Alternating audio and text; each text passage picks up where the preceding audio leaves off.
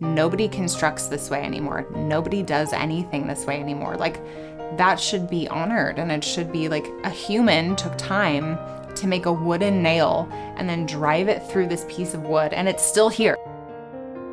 I moved to LA and started design school, and I've never really experienced like big city life, and I was excited about design, and I was excited about, you know, this different way of life and this like hustle culture, girl boss kind of thing. And I think, you know, once I was sort of on that path, I started realizing like how much I was missing by like not being here and having family around and close friends. Growing up in Boise was a different experience for me than it probably will be for anyone that's just moved here, because it was such a small town. I got to grow up with horses at our house, and before school every morning, rain or shine, I was out feeding them first thing in the morning and taking care of them. And it's very easy to step outside and be in nature really quickly. Everything carries energy. Natural materials have an energy to them, but like machine-made products just don't have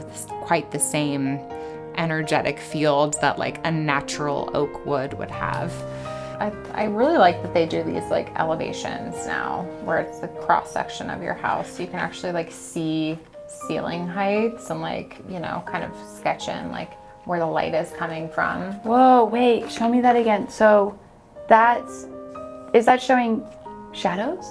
Our homes are the backdrops of our lives for most of the time. And if they're made of natural materials, if they are, you know, well-made products that we maybe spent a little bit more on initially, they're going to last over time, and they're going to wear well. They're going to be a little easier to care for, I think, if you know how to care for those kind of things. And they're gonna show age in a really beautiful way. This is for my client's house, which is in Baker City. So like all of her stone, I don't know, you can just tell like there's just something that's beautiful. Feels a little better about a natural product. And so this is like more machine made, this is more natural found. Yeah. I mean, I think if something, you know, has lived a life and it sort of carries like a soul with it, I think there's so much to be said for something that has lived a life before you. And it's kind of fun to like find those pieces that for whatever reason you're like antiquing, or, you know, looking at something, or someone selling something off Facebook Marketplace, and for whatever reason it grabs your attention and you're like, that's a really cool piece. There's something about this that speaks to me. And like, I have to think in the back of my head, like, the life that this has lived before you has now like found its way into your life, and you're gonna kind of like make your own story up about it maybe, or it's gonna sit in your coffee table, or it's gonna sit in your living room as a coffee table and see all the life that you're gonna live around it. That's what makes like investing in really good new pieces so important, so it can live lives beyond you and not just end up like in a landfill, which is heartbreaking. I really am craving now at that point in my life, like being a mom, just settling into a space and really living in that home and slowly finding and bringing in the right pieces and the right things that suit our lifestyle and our family, and you know, caring and investing and making sure that it's good quality stuff. Yeah, because I'd forgotten. I was like, that part right there was specifically because I wanted to match the gold accents. Oh my gosh, that's so great. Home. Well, yeah, and it does. It's like, so this was probably the first time I've ever truly like found an artist, you know, was like, hey, I really want to commission this piece. It's going to be a surprise for my husband for Christmas gift. You know, we're building a home. We're living on Brahmin Lane. So like, can you paint a picture of like Brahmin cows? It's kind of a crazy process to just like hire an artist when it's not something that you do every day. So commissioning Liz was like sort of a big step for me. We started working together. She was asking about, you know, what's the house gonna look like? And I didn't know it at the time, but she was like getting on my website and on my Instagram and looking at like the design work that I do, and which explains so much now, because I'm like, how did she get it so right?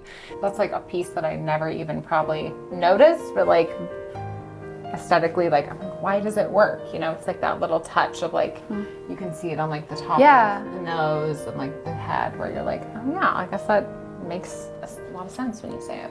It's nice to have like that dark grounding piece. And so I like that you added it like in certain areas, and like the shadowing is really nice.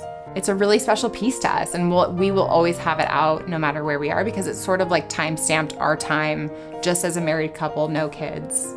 What I want to leave behind is just like great, like for people, for my clients specifically, just great memories of their home, like really feeling like whatever home we create together is one that they feel the most comfortable in and feels like captures, you know, that time in their life perfectly.